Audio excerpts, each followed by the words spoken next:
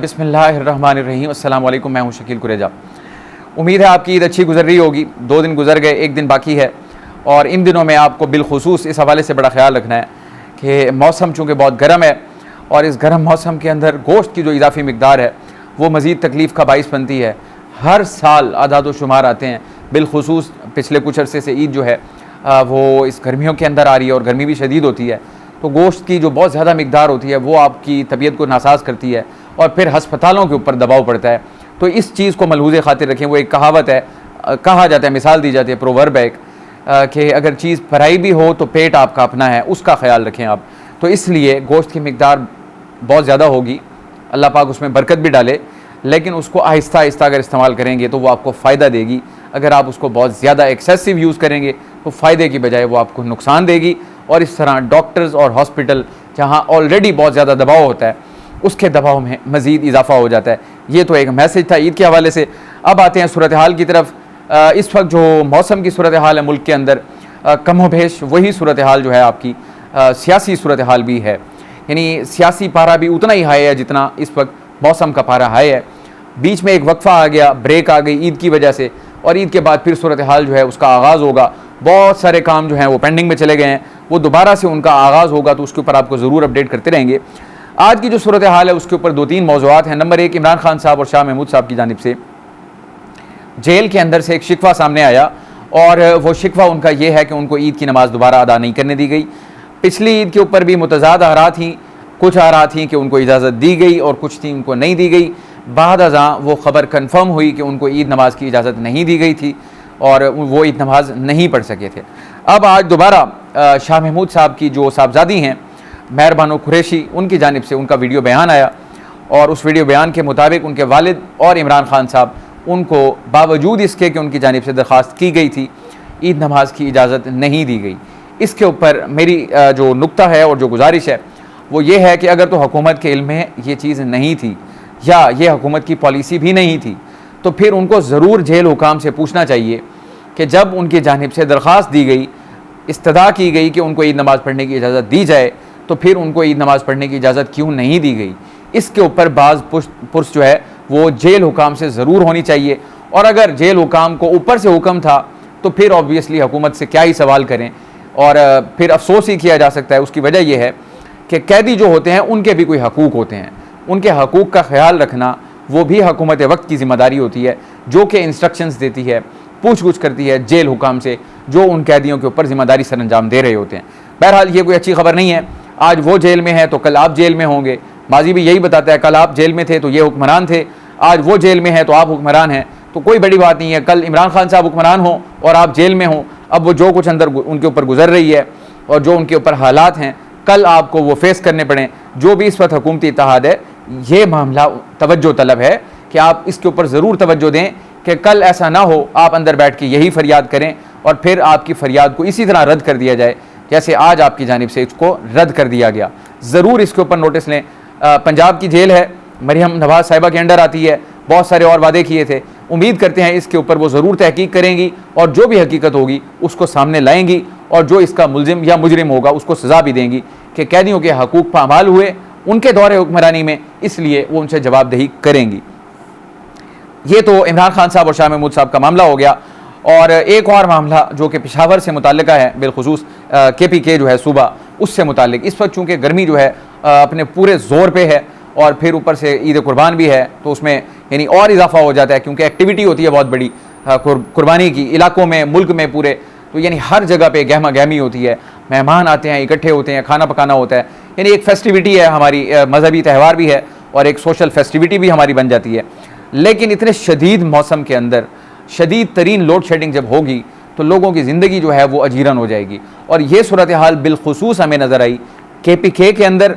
अब 2 इसकी पॉसिबिलिटीज़ हैं। एक तो वहाँ पर पाकिस्तान तहरीक इंसाफ की हुकूमत है, इसको पॉलिटिकल रंग भी दिया जा रहा है, यानी शिकायत कुनिंदा हैं लोग के मतलब कि इस वजह से उनके साथ किया जा रहा है क्योंकि ये तहरीक इंसाफ की हुकूमत वाला सूबा है, लिहाजा उनके साथ सुतेलों वाला सलूक किया जा रहा है। उम्मीद करते हैं कि ऐसा ना हो, गुमान है कि ऐसा नहीं होगा। लेकिन आज मुख्तलिफ इलाकों में वहाँ पर एहतजाज किया गया। KPK के अंदर पेशावर में एक बड़ा एहतजाज था लोड शेडिंग के हवाले से। इसी तरह नौशहरा के अंदर, मर्दान के अंदर और करक के अंदर भी एहतजाज हुआ। करक में तो ख़वातीन जो है वो सड़कों पे निकल आईं और उनकी जानिब से सड़कों को ब्लॉक किया गया और मुतालबा उनका ये था कि 20-20 घंटे की लोड शेडिंग है, इसका ख़ात्मा किया जाए। अब बात यह है कि इस वक्त जब मौसम इतना शदीद है और 20-20 घंटे की लोड शेडिंग होगी, घर के अंदर बच्चे भी होते हैं, बीमार भी होते हैं, बुज़ुर्ग भी होते हैं, और अगर 20 घंटे की लोड शेडिंग हो और ऐसी मौसम की सूरत हाल हो कि आपको पानी भी दस्तयाब ना हो, तो फिर आप अंदाज़ा लगा लें लोग सड़कों पे नहीं आएंगे तो क्या करेंगे। यानी ये एक हमारी क्या कह लें बेबसी का आलम देखें। जब तक शोर करके और सड़कें बंद करके और इतना ज़ोर लगा के मुतालबे को सामने न रखा जाए तो हमारे जो हुक्मरान हैं उनके कानों पे जूं नहीं रेंगती, क्योंकि उनका इन इशूज़ से तो कोई ताल्लुक़ नहीं होता कभी भी। मैं नहीं समझता कि कोई भी हुक्मरान, कोई भी सियासतदान उनके घर में लाइट जाती हो और वो अंधेरे में बैठते हों या वो गर्मी में बैठते हों, उनके पास बैकअप सिस्टम मौजूद होते हैं क्योंकि वो अफोर्ड कर सकते हैं। लेकिन जो गरीब आदमी है उसके पास उस गर्मी को बर्दाश्त करने के अलावा सिवाय एहतजाज के और कोई चारा नहीं होता, इसलिए वो एहतजाज पे मजबूर होता है। और एहतजाज में जब ख़वातीन आ जाए तो आप अंदाज़ा लगा लें कि सूरत हाल किस कदर कशीदा होगी। अब आते हैं इसकी वजूहात क्या हैं, ये ऐसा हो क्यों रहा है। अब KPK के अंदर बिलखुसूस जो है शिकायत बहुत ज़्यादा हैं और अली अमीन गंडापुर साहब मुतअद्दिद बार विफाक के साथ ये मामला उठा भी चुके हैं, इसके ऊपर विफाक को वार्निंग्स भी दे चुके हैं और जो अपनी आवाम के खदशात हैं वो इनके सामने रख भी चुके हैं। उनको जवाब क्या मिला? विफाक का जवाब ये है कि जिन इलाकों में जिन फीडर्स के ऊपर जितनी ज़्यादा लाइन लॉसेस होंगे, यानी कि बिजली चोरी जितनी ज़्यादा होगी जिस फीडर के ऊपर, उस फीडर के ऊपर लोड शेडिंग भी उतनी ही ज़्यादा होगी। अब ये विफाक का मौक़िफ़ है कि जिन इलाकों में और जिन फीडर्स के ऊपर 20-20 या 18-18 घंटे की लोड शेडिंग है, वहाँ पर बिजली चोरी भी बहुत ज़्यादा है, जिसकी वजह से उनको ये काम करना पड़ता है। यानी बिजली आप प्रोवाइड करें, हुकूमत प्रोवाइड करे, लेकिन उसका बिल अदा ना हो तो फिर हुकूमत जो है उसको नुकसान पहुँचता है। इस वजह से वहाँ पर वो बिजली भी बंद कर देते हैं। इसी के ऊपर अली अमीन गंडापुर साहब जो हैं वो ये कह चुके हैं विफाक को कि आप हमारे लोगों को बिजली चोर ना कहें। मैं इससे बिल्कुल इत्तफाक करता हूँ, सबको बिजली चोर कहा भी नहीं जा सकता और सब बिजली चोरी करते भी नहीं हैं।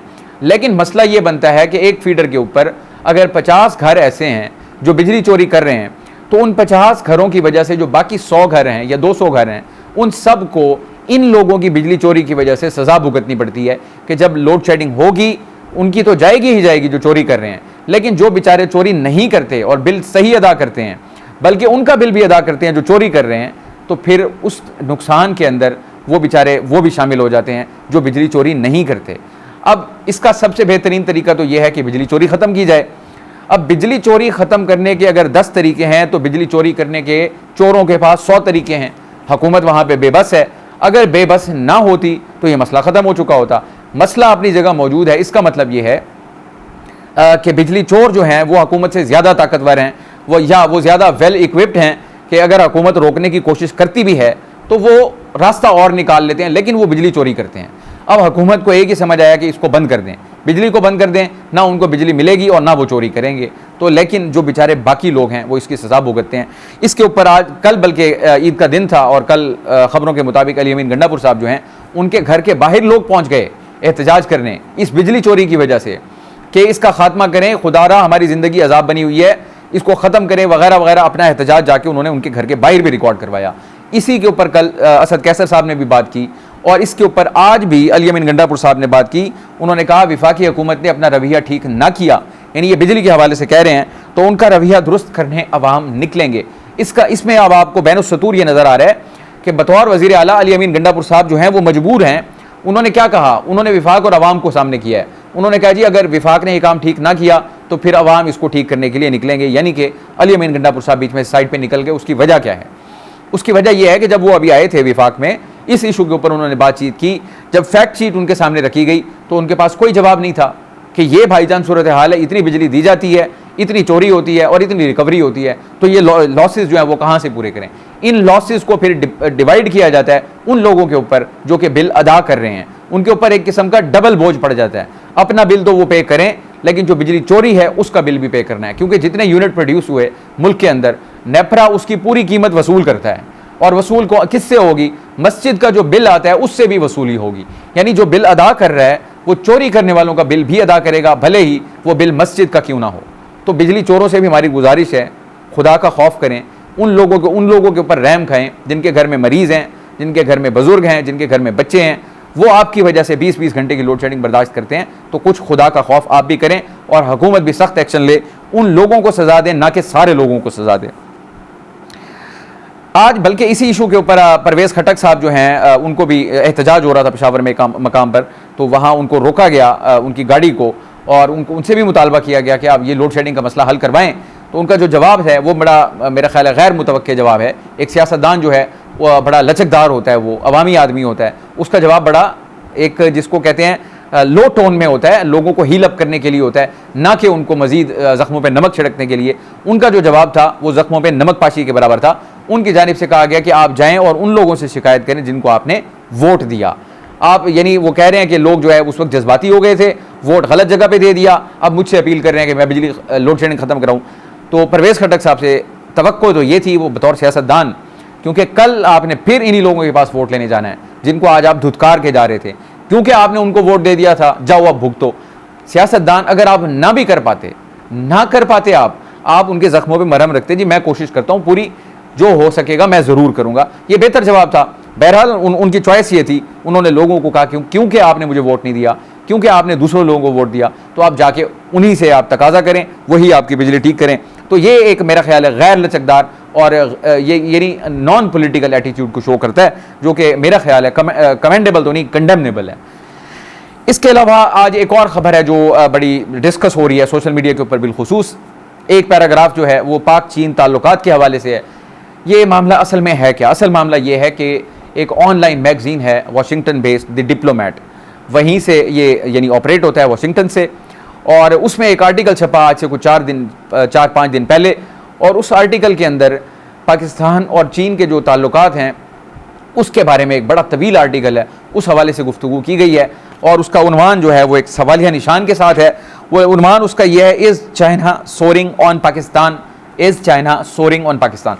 मफहूम उसका ये है कि क्या चीन पाकिस्तान से नाला है, नाराज़ है, यानी इस थीसिस के ऊपर उन्होंने पूरा इवेंट्स लिखे, वाक़यात लिखे।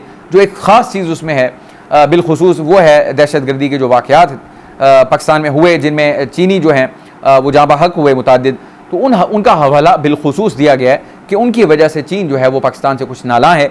याद रहे पाकिस्तान के अंदर सी पैक को शुरू हुए कम बेश 10 साल भी पूरे हो रहे हैं। 2014 में इसका आगाज़ हुआ और अब उसका 24 आ गया, 10 साल भी पूरे हुए, बहुत सारे फेजेस से वो गुजरा। पाकिस्तान इस वक्त भरपूर कोशिश कर रहा है कि वो रिवाइव हो, उस पर तेज़ी से काम जारी आगे चले, क्योंकि इकनॉमिक एक्टिविटी होगी और उससे लोगों को रोज़गार भी मिलेगा और मुल्क की तरक्की भी होगी, और साथ ही सरमाया आता है, क्योंकि चीन पैसा लगा रहा है यहाँ पाकिस्तान के अंदर। तो इस हवाले से जो है बहुत सारी बातें हो रही हैं। तो मेरा उसके ऊपर नुक्ता ये है कि मुझे आज भी याद है नवाज शरीफ साहब जब चीन गए थे, शहबाज शरीफ साहब भी साथ थे बतौर वज़ीर आला उस वक्त, तो उस वक्त इकट्ठे बैठे हुए थे और नवाज शरीफ साहब जो है वो पाकिस्तान और चीन की जो दोस्ती है उसका यानी उसको बयान कर रहे थे, और बल्कि वो कह रहे थे कि हिमालय से ऊंची है और शहद से मीठी है और समंदरों से गहरी है वगैरह वगैरह। यहाँ पर शहबाज शरीफ साहब उनको लुक में भी दे रहे थे, वो चीज़ मुझे बिल्कुल याद है। और इनको आयरन ब्रदर कहा जाता है। तो फिर अगर आयरन ब्रदर्स के दरमियान ताल्लुकात के ऊपर अगर सवालिया निशान भी आया है, तो मेरा ख्याल है ये पाकिस्तान और पाकिस्तानियों के लिए तशवीश की बात है। और उम्मीद ये करते हैं कि हुकूमत पाकिस्तान या हुकूमत चाइना की जो हुकूमत है वो इसके ऊपर अपना रद्द-ए-अमल उनका जो दफ्तर खारिज है वो ज़रूर देगा। आज या कल में मुझे तवक्को है इस बात की कि रद्द-ए-अमल इस पर ज़रूर आएगा। जो आर्टिकल लिखा गया है जिसमें एक यानी ये चीज़ अज्यूम की गई है कि चीन और पाकिस्तान के जो ताल्लुकात हैं उसमें कोई दरार पड़ रही है, तो इसके ऊपर ज़रूर हमारे सामने कोई वजाहत आएगी, वो वजाहत भी हम आपके सामने रखेंगे। आपको याद होगा अभी वज़ीर-ए-आज़म साहब भारी भरकम एक वफ़्त लेके गए चीन में, और वापस आके 5 दिन का उनका दौरा था, और वापस आके उन्होंने बड़ी अच्छी अच्छी खबरें सुनाई कि हर साल 1 लाख पाकिस्तानी जो है उनको IT की वहाँ पे तालीम दी जाएगी, वो पाकिस्तान आएंगे, यहाँ सर्व करेंगे वगैरह वगैरह। और भी बहुत सारे मंसूबे गिनवाए गए। CPEC के हवाले से बहुत सारी बातें हुई, बिलखुसूस अता तारड़ साहब ने बड़ी लंबी टॉक की और वो सारे समरात बताए उनकी जानिब से कि क्या कुछ वहाँ पे डिस्कस हुआ, कितने बड़े बड़े फलाई मंसूबे और ये वाले तरक्याती मंसूबे, ये सब कुछ शुरू होगा। लेकिन बीच में ये सवालिया निशान आ गया, इसको ज़रूर हुकूमत एड्रेस करेगी। और याद रहे कि शहबाज शरीफ साहब से कबल नवाज शरीफ साहब का भी मेरे ख्याल 3-4 दिन का बड़ा वहाँ पर दौरा हुआ था, गालिबन वो भी 5 दिन का ही था, तो उन्होंने भी बड़ी मुज़ाकरात किए, बहुत सारी बातें हुई। अगरचे उससे खबर आई कि वो बिलखुसूस पंजाब के हवाले से थी, तो जो भी सूरत हाल थी, क्योंकि इस वक्त इसके ऊपर ये बहुत ज़्यादा बहस चल रही है, तो ये मुनासिब नहीं है कि इसके ऊपर कोई ऐसा कमेंट किया जाए, स्वीपिंग स्टेटमेंट दिया जाए। ये क्वेश्चन मार्क की शक्ल में है डिबेट का हिस्सा है। हुकूमत इसके ऊपर ज़रूर अपना कोई ना कोई मौक़िफ़ देगी तो वो भी आपके सामने रखेंगे। आज के लिए इतना ही। आप हमारी वीडियोज़ को लाइक कर सकते हैं, चैनल को ज़रूर सब्सक्राइब करें और अपना फीडबैक कमेंट के ज़रिए आप हमारे साथ शेयर कर सकते हैं। आपसे इंशाअल्लाह कल मुलाकात होगी। इजाज़त दीजिए। अल्लाह।